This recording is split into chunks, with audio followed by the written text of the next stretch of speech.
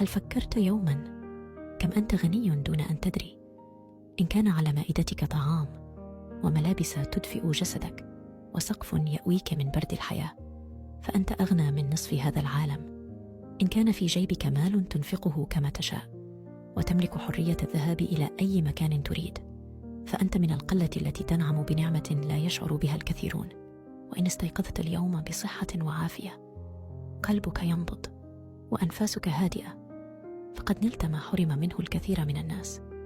وإن كان في حياتك من يحبك بصدق، من يسأل عنك حين تغيب، ومن يسمعك حين يثقل قلبك، فقد رزقت ثروة لا تقاس بالمال.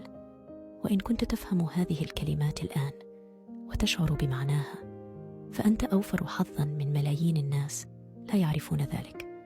الحياة ليست في عد ما نفتقده، بل في رؤية ما هو بين أيدينا الآن.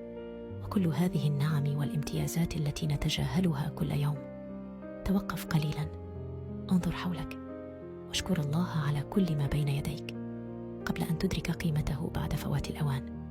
ففي مكان ما هناك من يتمنى حياة أنت تعيشها الآن وتنساها كل يوم دون امتنان.